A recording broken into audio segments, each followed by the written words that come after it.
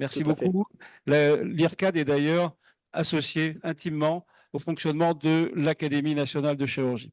Alors, il y a une question, peut-être que des questions, on va avoir un quart d'heure, 20 minutes pour dialoguer ensemble, mais il y a déjà, puisqu'on a la chance d'avoir Lionel Collet, peut-être un des sujets qui émerge de ces dernières interventions avec Jean Sibilia, c'est dans quelle mesure il y a ou non conflit d'intérêts lorsqu'on fait intervenir des industriels, par exemple de la robotique.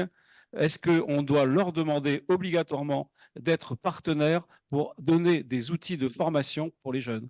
Ce n'est pas pour autant ouvrir leur marché, faire du marketing avec eux, bien que ce soit peut-être un objectif secondaire, mais c'est en même temps une nécessité vu l'importance des financements qui est nécessaire.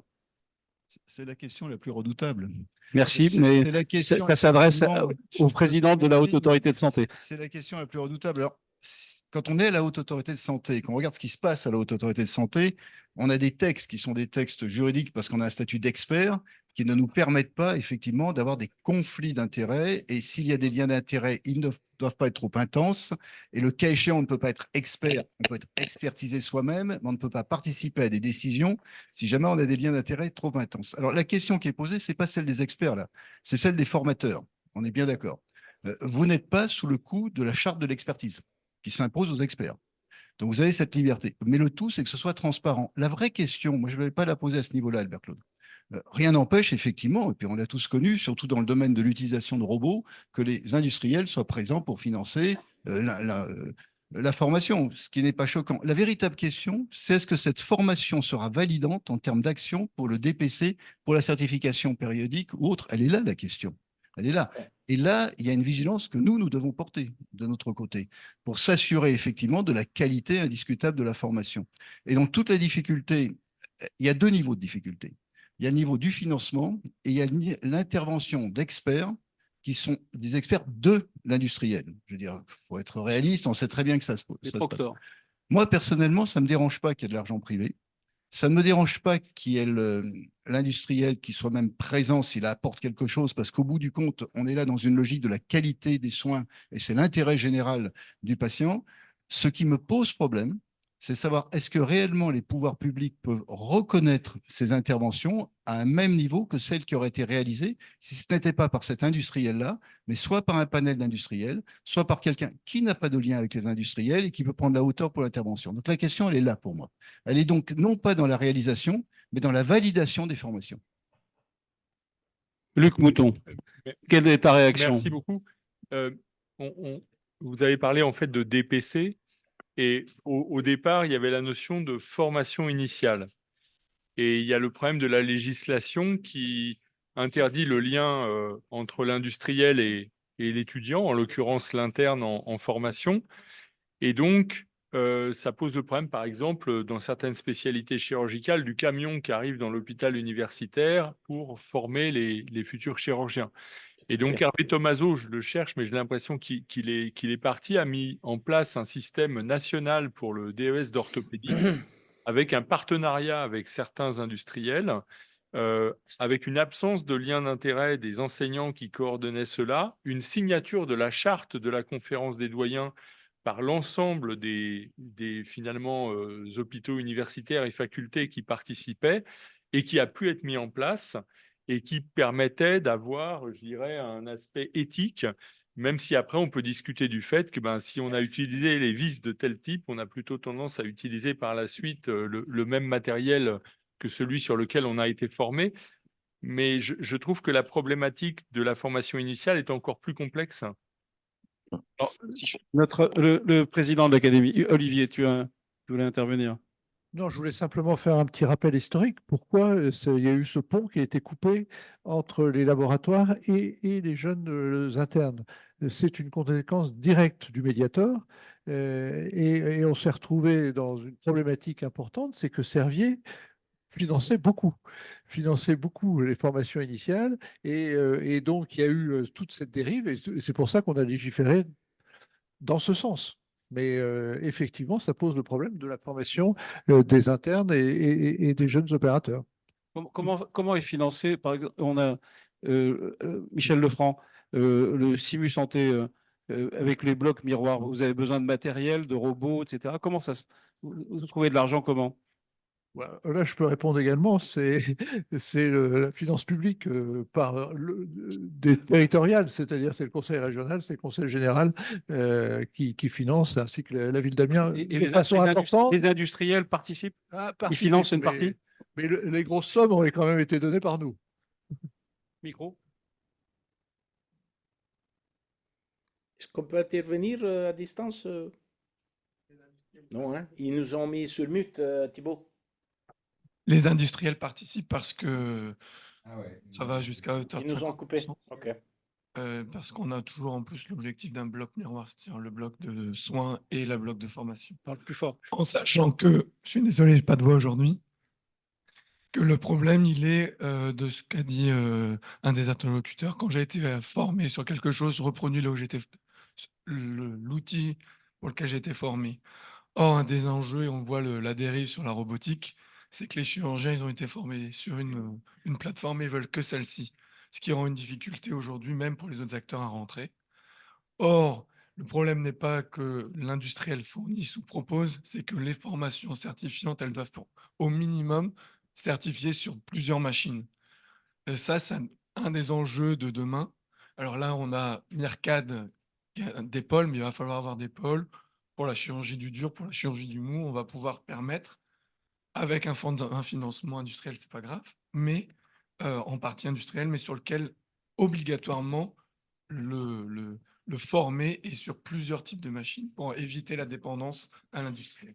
Je voudrais préciser quand même, puisqu'on parle de la loi anti-cadeau, la loi de 2019, c'est une loi contre l'hospitalité. Donc, ne pas avoir de l'hospitalité et payer donc, pour l'interne. Mais en revanche, ces laboratoires sont toujours présents pour former. Mais malheureusement, ils ne payent pas l'hospitalité, donc grosso modo les transports des internes, qui doivent eux-mêmes payer cette hospitalité. Donc ça, c'est très important à préciser.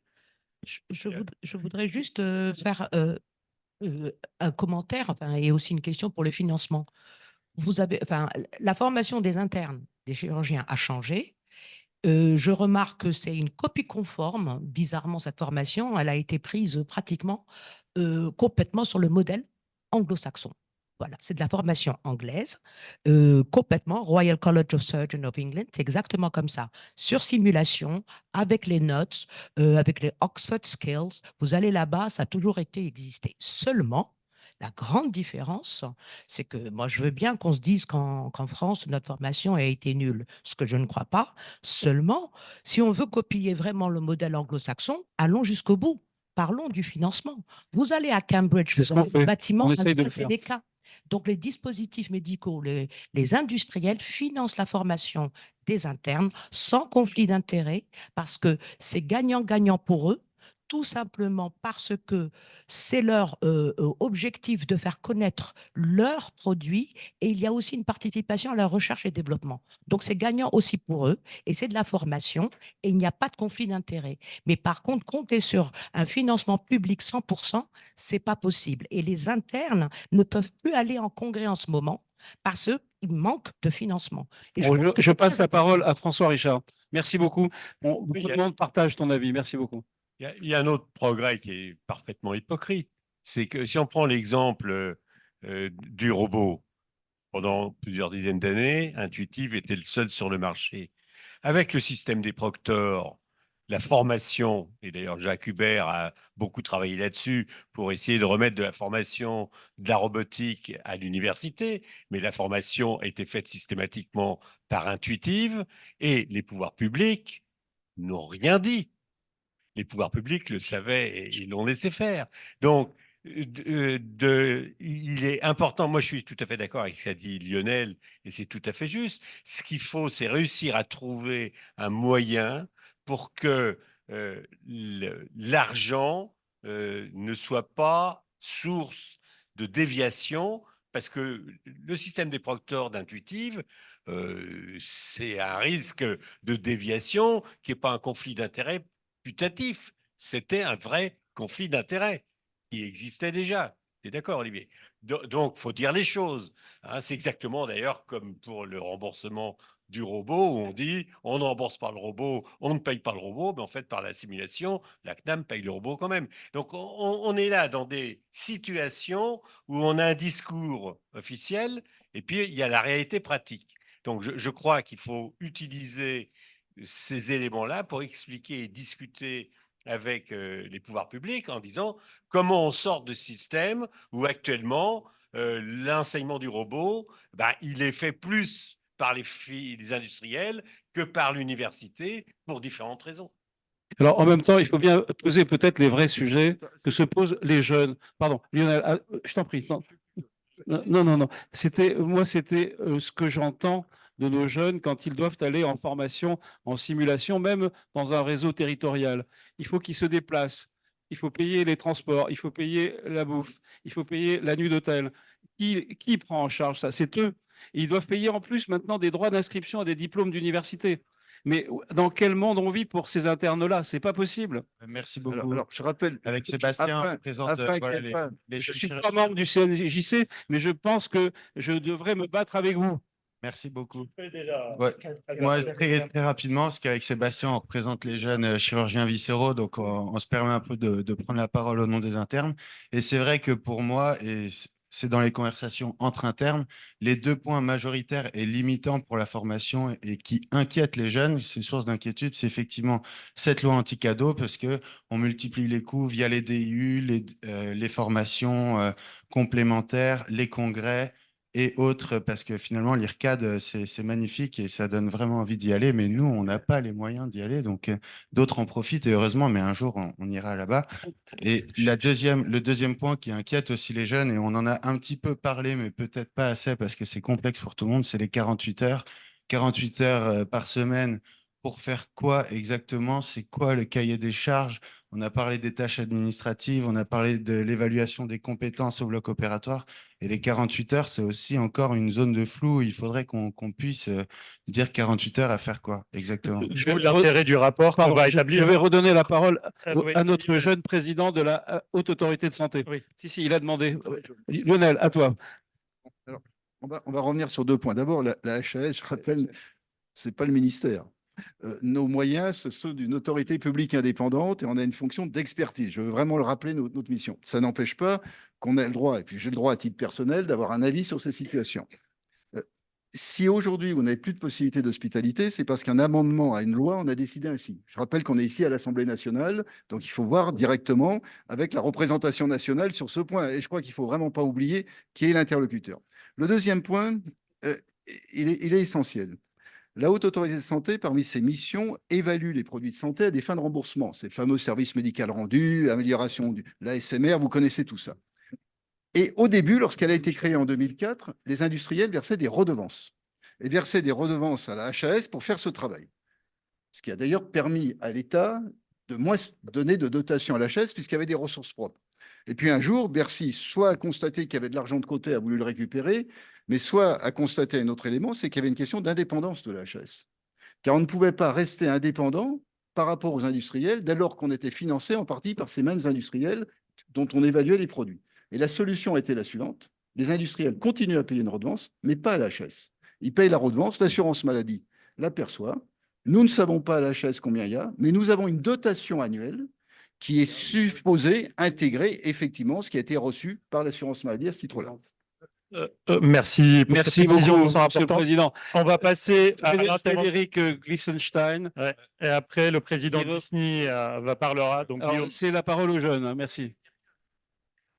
Il y a l'IRCAD qui nous attend pour reprendre la parole. Alors, à propos du prix, on a évoqué dès ce matin, dans la première présentation, c'était environ 8 000 € par an, à peu près, si on montait vraiment pour aller en formation, par exemple à l'IRCAD, faire des formations. Et en fait, 8 000 €, c'est ce qui est autorisé par la loi de 2019. Si on regarde bien, pour un financement comme une bourse, par exemple de recherche ou d'enseignement, en fait, c'est 8 000 € qui est autorisé, et ça par le Conseil de l'ordre des médecins. C'est-à-dire, c'est pas et ça avec un délai de 7 jours. Et nous, dans notre expérience associative, quand on demande de l'argent aux industriels ou alors par des biais publics, il y a toujours des problématiques. C'est jamais possible, c'est des délais de plusieurs mois, de plusieurs années, etc. Alors que la loi le permet. Donc il faut aussi qu'on ait tous un son de cloche commun et qu'on dise de façon unique qu'on suit tous la même loi, que cet argent, il est nécessaire et qu'on ait exactement la même référence. Donc, c'est vrai que s'il y a un rapport de l'Académie de chirurgie, de toutes les diverses autorités pour dire, ben, la loi le permet, on a besoin de ces 8 000 euros ou 2 000 euros ou 6 000 euros parce que c'est ce qu'on a quantifié. Et donc, il faut qu'il y ait des dons pour les internes et les chefs de clinique sur ça. Alors, pour les 48 heures, je préférais laisser la place à Luc Guillaume. Luc va déjà répondre à cette proposition qui me paraît intéressante. Avec la mission de troisième cycle, on a identifié qu'il y a un certain nombre de DES où il y a des DU quasi obligatoires, avec à la fois des inscriptions qui coûtent cher, et puis les frais de déplacement pour aller sur les bootcamps, le logement localement, etc. Et donc, un des axes, c'est que cet argent, vous n'ayez plus à le débourser, que les frais de déplacement soient payés par les universités et que les inscriptions au DU n'aient plus lieu d'être puisqu'elles seraient comprises finalement dans votre inscription à la faculté en tant qu'étudiant de DES. Mais pour ça, il faut du financement public et on a proposé une clé de répartition par DES à Aurélien Rousseau et donc on proposera donc prochainement la même chose à notre nouveau ministre de la Santé avec l'idée que les internes ne doivent plus avoir à leur charge. Ces charges-là, c'est inadmissible et ça doit cesser. Mais l'argent public peut aider à cela et on a proposé une clé de répartition qui le permettrait. Voilà. Après, bien sûr, il peut y avoir une participation du privé, mais Dans le cas en tout cas de la gynéco-obstétrique, où il y a le DU d'échographie qui est obligatoire et qui est payant, il y a d'autres formations comme celles qui sont faites à l'IRCAD qui sont quand même indispensables avec du matériel qui est très onéreux, pour lequel un financement uniquement public, ça paraît quand même complexe. Et c'est le cas dans tout ce qui était la robotique. Bon. Micro, sinon on ne peut pas t'entendre. Il y a actuellement quand même 26 écoles de chirurgie en France. Il y a environ 1500 ou 1800 diplômes d'université couvrant toutes les spécialités payants, donc au travers de l'ensemble des établissements universitaires, dans le domaine de la formation chirurgicale, suivant les spécialités. Donc ça veut dire qu'il y a une offre assez hétérogène qui n'est pas lisible pour ceux qui en ont Il faut voir besoin. aussi, il faut être totalement transparent. Il faut voir aussi Mais ça rapporte aux universités. Ben voilà, ça rapporte, c'est un moyen de financement. Comme l'a très bien dit Lionel, chaque structure essaie de trouver des financements. Exactement, exactement. Alors, ce qu'a dit Lionel, c'est très intéressant parce que c'est ce qu'on avait proposé à un moment donné aussi. C'était justement que l'argent passe par un intermédiaire non critiquable. Là, en l'occurrence, c'est l'argent des firmes passe par la CNAM qui, par ailleurs, donne de façon tout à fait différente quelque chose à l'HAS. Il faut trouver un système. Ça s'appelle blanchir le pognon. Oui, c'est blanchir. De toute façon, dans tous les, c'est l'État qui paye. On va le répéter, ça. Ouais. C'est l'État qui paye de toute façon. Que ce soit le ministère ou la CNAM, ça revient au même. Alors, l'IRCAD est en ligne. Antonello, est-ce que tu nous entends? Juste deux commentaires, si je peux, 2 minutes, ou 1 minute et demie. Mais parle fort et rapide. Oui, M. Collet, il a justement souligné qu'il ne faut pas seulement faire la formation, mais il faut évaluer la formation. Bah, alors, à l'IRCAD, nous, on délivre des diplômes universitaires avec des tests d'évaluation pratiques et théoriques qui sont délivrés directement par l'université où l'IRCAD il est totalement indépendant. Et ça, c'est vrai aussi pour la chirurgie robotique. Notamment pour la chirurgie robotique, il y a même des tests d'évaluation qui ont été développés par des sociétés savantes américaines qui sont totalement objectifs, où même les échantillons de tests sont envoyés aux États-Unis et les gens ils peuvent être évalués de façon totalement anonyme. Ça, c'est à dire que le fait que nous, on fait de la formation, on évalue aussi la formation. Deuxième point que je voulais aborder, et après je m'étends, c'est le choix ou la choix des experts. Ok, les experts que nous, on invite à l'IRCAD, c'est fait totalement de façon académique. Nous, on n'est pas influencé du tout par les différentes boîtes. Je vous rappelle qu'à l'IRCAD, il y a 32 robots aujourd'hui. Ils ne sont pas seulement des robots intuitifs. C'est-à-dire qu'on invite des gens qui travaillent avec Medtronic, qui travaillent avec, bien sûr, Intuitive, parce que c'était historique, c'était un monopole jusqu'à il y a 1 an. On ne pouvait pas inviter d'autres experts robotiques. Mais aujourd'hui, quand on fait un cours, on a plusieurs experts que nous, on invite, qui ne sont pas invités ou choisis pas du tout par les boîtes, qui viennent ici, donnent leur lecture. Dans notre programme, normalement, on fait une comparaison entre un système et l'autre et on essaie le maximum de garder cet esprit scientifique et académique ouvert à tout le monde. Merci C'était beaucoup, deux Merci. points que je Ouais. voulais souligner. Merci. Les toutes dernières, pour les internes, vas-y, M. Maresco, rapide, il a rapide. offert 2 cours gratuits à l'Association française des internes. À l'IRCAD, on a des internes qui viennent partout, sauf que par la France. Au revoir. Merci. Puisqu'on a parlé des, puisqu'on a parlé des Vas-y. 48 heures, on va introduire quand même notre ami, le président de l'ISNI, Guillaume Bailly, qui est cardiologue, hein, et donc du coup dans l'interventionnel et dans l'opérateur, il est opérateur. Hein. Absolument. Donc pour Cardiologue répondre aux à questions, bout. vas-y. Il est cardiologue interventionnel. Merci d'être là. Voilà. On va prendre cette étiquette-là. Pour faire écho à mon collègue chirurgien, un élément très intéressant, les 48 heures, c'est extrêmement tabou. L'idée derrière ce message, et qui fait écho à la dernière enquête qu'on a menée conjointement avec les 3 autres syndicats, ce n'est pas de dire il faut faire 35 heures, il faut faire 48 heures et pas 1 heure de plus. La notion de temps de travail n'est pas une notion de temps de travail quantitative, c'est une notion de temps de travail qualitative. C'est exactement ce que dit à travers son témoignage mon collègue. 41%, c'est la partie qui est allouée à des tâches extra-médicales ou extra-chirurgicales, puisqu'on est dans le thème. Vous, chirurgien, quand vous êtes interne, vous passez 41% de votre temps à ne pas faire de la chirurgie, du bloc opératoire, en fait, ce pourquoi vous avez été formé initialement. Alors que j'entends que de nouveaux robots font écho et font l'émergence et permettent une excellence de formation et la sécurité des patients, il faudrait trouver en plus de cela du temps, comme vous l'avez très bien dit, et de l'argent pour venir se former à ces nouvelles techniques qui sont certes révolutionnaires, mais qui ne sont pas aujourd'hui intégrées ni adaptables à notre système. Cher collègue, quelle est ta proposition en 2 minutes, s'il te plaît? Monsieur le président de l'HAS, trop... Alors, ça s'adresse au président de la chaise. Non. Pardon. L'élément qui sortait... Je ne savais pas à ce point. Hein. Tu es Saint-Pierre aujourd'hui. Le plus dans cette enquête-là, Tu as des clés. 41%, c'était la rédaction des comptes rendus hospitaliers et opératoires. Le temps alloué à faire un compte rendu, on parle beaucoup d'intelligence artificielle et de nouveaux outils, pourrait venir avec une aide utile dans le quotidien des internes, mais pas que, des PUPH et autres. Il faut trouver des façons peut-être de rendre un peu plus souples les mécanismes du quotidien, les contrôles du quotidien, notamment sur ces disciplines-là, d'une part, et d'autre part, déployer des outils qui existent pour simplifier le quotidien des soignants et qui passent plus de temps alloué à leurs soignants, et à leurs patients et à leurs familles. Réponse de Lionel. Non, C'est Saint-Pierre, il a des clés. Justement, Merci. J'ai pas les clés. Je veux dire, c'est pas la Ah, mais je suis déçu alors. Désolé, c'est pas. Je comprends votre question. C'est une question plus générale. Hein, on peut même parler du temps administratif, d'un certain nombre d'autres temps, et on le sait très bien. L'utilisation de nouveaux outils, on n'en a pas parlé sur ce point précis d'intelligence artificielle. Il se trouve, on en discutait à midi. Mais c'est pas un sujet HAS. Je suis désolé, donc je ne peux pas intervenir là-dessus. Alors, plusieurs interventions. Richard Villet, Oui, si je tu me permets. voudrais revenir un peu, et comme il y a les jeunes dans la salle, revenir sur le financement un petit peu. Et on a entendu qu'à l'IRCAD, il y avait plein d'internes étrangers qui venaient, si j'ai bien compris. On a entendu ce matin Jean-Pierre Henry qui nous a bien expliqué qu'après 1 an, 2 ans, on était capable de savoir ceux qui deviendraient chirurgiens et qui auront les compétences. Et je me tourne donc vers les plus jeunes. Et je suis assez choqué quand même que personne n'ait eu le courage de parler d'emprunt personnel pour faire des études en France. Je m'excuse de dire ça.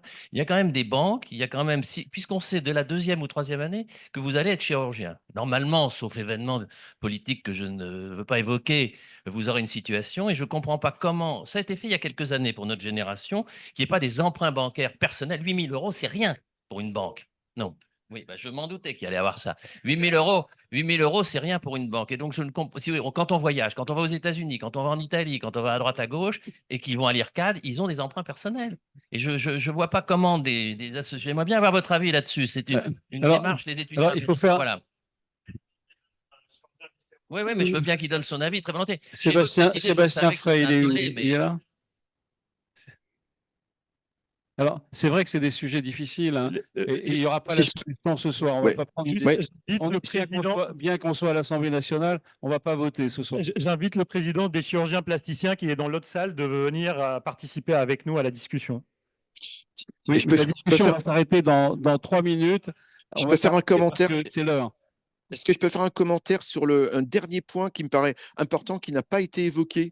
Je vais évoquer le point de l'université. C'est bien financement, Ah revenons bah, au c'est Jean, financement. Jean Sibilia. Oui, ouais, j'aimerais bien faire un petit commentaire sur le financement public universitaire. On a beaucoup parlé d'université. Je vous rappelle quand même que la grande différence entre beaucoup de modèles internationaux, notamment nord-américains, c'est que les frais d'inscription à l'université en formation initiale, c'est quasiment c'est peanuts, ça. Un étudiant américain en formation initiale, il investit 20 000, 30 000, 40 000, 5 000 dollars annuels, quand chez nous, l'inscription, c'est 300 € par an. Donc là, il y a aussi, il faut sortir de cette... Enfin, il y a véritablement une sorte de chape de plomb, de côté très jésuite, en fait, hein, dans la gestion de Oui, la relation c'est un problème publique-privée. politique, hein. Mais c'est un problème politique. Clarifions la relation publique-privée problème et politique. arrêtons de faire croire que le public peut tout payer. L'université ne peut pas payer Oui. à 200 € d'inscription annuelle en Messieurs formation les initiale. doyens, chers présidents,